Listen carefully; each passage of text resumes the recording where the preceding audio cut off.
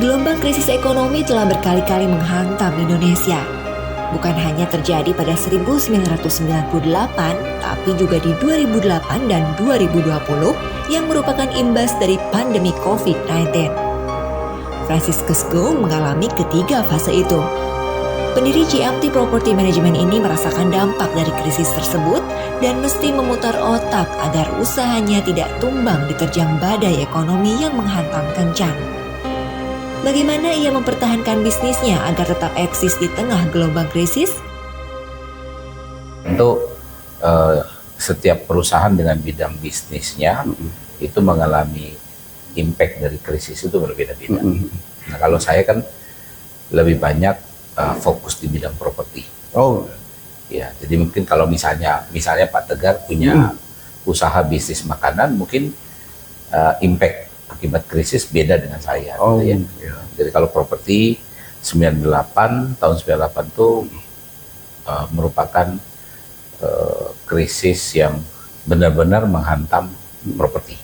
Karena kita pernah, kalau buka kembali file zaman dulu kan ada istilah mortgage dan lain-lain. Nah, saya pada waktu itu bekerja di developer, perusahaan besar, ya developer. Kita jual apartemen dan sebagainya, itu kena imbas. Kena imbas ya. Dimana dulu kita bangun apartemen bisa jual dengan US dollar, bisa pinjam di bank sendiri, milik grup sendiri. Pada saat itu sudah ada pembatasan, tidak boleh. Kemudian harga jatuh, luar biasa jatuh. Terus kemudian dibarengi dengan krisis politik ya, Pak Harto diturunkan. Kemudian tahun 2008 kebetulan saya udah usaha sendiri. Jadi saya mulai buka usaha tahun 2003, 2008 tuh mirip lagi. Nah, itu saya benar-benar properti yang kita kelola itu nol. Nol project. Nol project. Ya. Wow. Jadi kita benar-benar nol. Nah, sama juga yang terkena adalah properti juga. Properti, tapi ada imbas yang perusahaan finance ya. Nah, itu juga cepat. Jadi 98, 2008 itu krisis mau dibilang cuma 6 bulan, setahun sudah mulai kembali pulih. Karena krisisnya bukan krisis dunia. Jadi 98 kita krisis tapi Singapura enggak. Misalnya 2008 kita krisis tapi kan Singapura surrounding ASEAN tidak semua kena. Nah, yang paling parah ini 2020 COVID. Menarik nih. Sebenarnya mirip, siklusnya mirip seperti 10 tahunan. 98, 2008, 2018, tapi sebenarnya geser dikit ke 2019-20 ya. Tapi sebenarnya kalau kita orang properti, 2017 sudah alami. Mulai seret penjualan apartemen, rumah itu mulai menurun. Ya. Nah, itu kira-kira ceritanya krisis yang bagaimana Pak caranya Bapak sendiri untuk bertahan gitu? Khusus untuk yang 2008 kebetulan kan itu kita masih baru, perusahaan baru, jadi belum banyak belajar. Ya, hanya mungkin mengikuti pattern dari Kadin, karena kebetulan saya juga ikut anggota Kadin, jadi pengurus, jadi kita lihat pattern apa yang harus dilakukan, dan pada saat itu juga cepat recovery. Nah, yang 2019 COVID, saya karena sudah sedikit ada pengalaman, jadi yang saya lakukan pribadi ya, perusahaan kami lakukan diversifikasi. Jadi banting setir, ngambil selain properti, saya masuk ke perusahaan kesehatan sama makanan sayur. Karena teorinya adalah kalau krisis orang kan tetap butuh makan, butuh obat. Ya. Nah, itu yang memang terbukti di 2019-2020 COVID, yaitu perusahaan saya yang bergerak di bidang kesehatan sama makanan cukup stabil. Ya, tidak untung tapi bisa stabil. Gitu. Tapi kalau bicara soal bisnis nih Pak, gitu, bicara properti, terus ada bisnis kesehatan, itu masih ada tantangan sendiri dong Pak? Ya, masing-masing. Yang paling jatuh bangun itu apa Pak kalau setiap properti pasti properti karena properti kan sensitif ya. Terlebih saya kan kita mengelola gedung dan membangun perumahan apartemen. Jadi kalau mulai krisis tentu orang akan, misalnya Mas Tegar, pasti uang dapat kena PHK, uangnya pasti yang di-save pertama adalah untuk keluarga. Untuk keluarga, Makan. betul. Iya. Pasti cicilan rumah stop dulu. Stop dulu. Jadi kita atau ada keinginan beli rumah nggak ada waktu Ya. itu ya krisis ya. Nah nanti sekarang misalnya sekarang COVID sudah berakhir, properti nggak serta-merta sembuh. langsung Jadi properti kena lebih dulu, tapi sembuhnya paling belakang. Paling belakang. Nanti tunggu nanti ekonomi membaik, semua dapat lapangan kerja lagi, ekonomi berputar, baru ada keinginan masyarakat untuk mulai lagi beli rumah, sewa apartemen dan sebagainya. Jadi itu yang paling berat menurut saya ya, properti. Pak, bicara soal apa?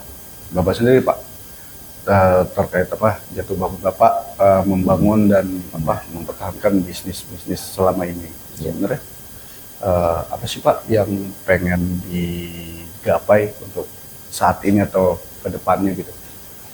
Sebenarnya simpel ya, karena namanya juga kita berusaha ya memiliki bisnis, jadi harus menggunakan sedikit banyak juga selain pengetahuan juga intuisi.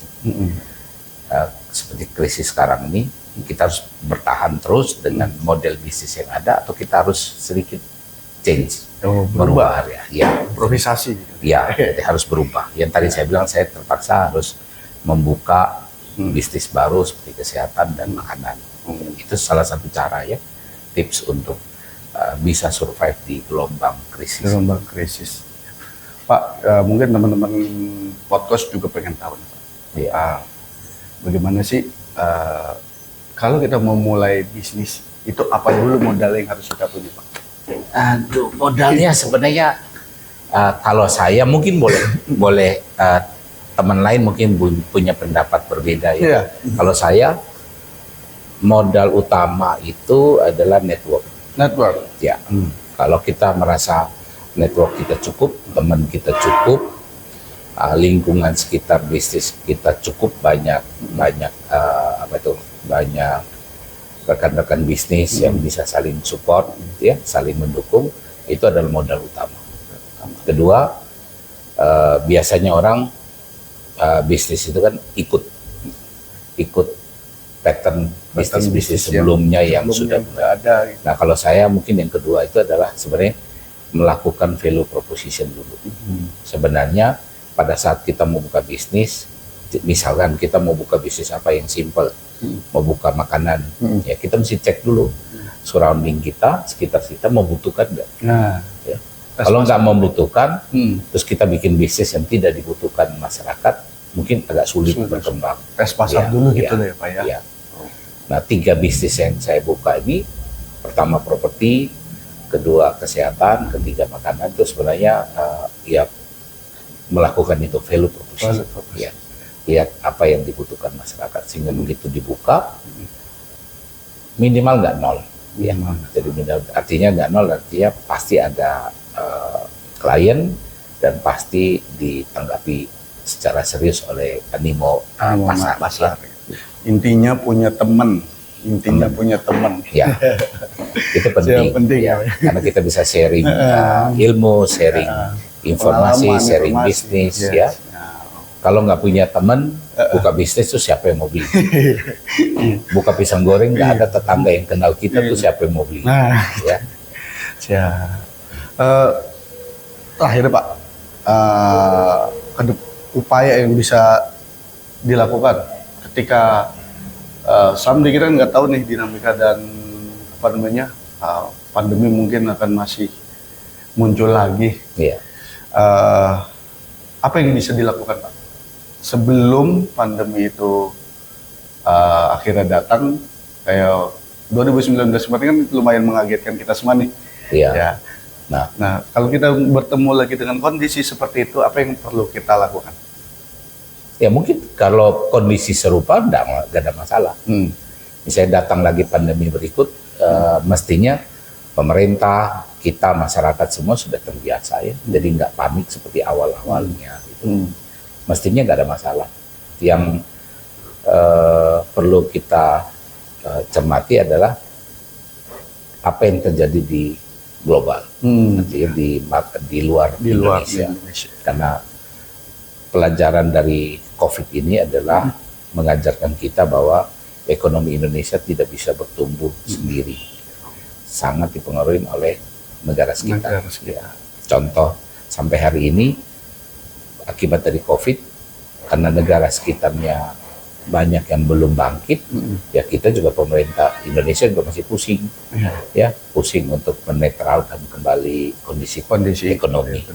Jadi itu memberi pelajaran bahwa kita hidup bertetangga, hidup bernegara dengan dalam satu dunia itu pasti saling terkait. Ya. Ambil contoh, Rusia menyerang Ukraina, kita terganggu. Ya. Ekonomi kita beberapa terganggu. Ya. Kemudian dilanjutkan pas Israel menyerang Gaza, juga semua ongkos transport naik semua. Kalau pengiriman ke luar negeri semua naik. Itu contoh. Padahal belum tentu, mungkin aja barang yang kita kirim ke Australia yang tidak ada perang, tapi tetap ongkosnya naik. Ya. Itu contoh.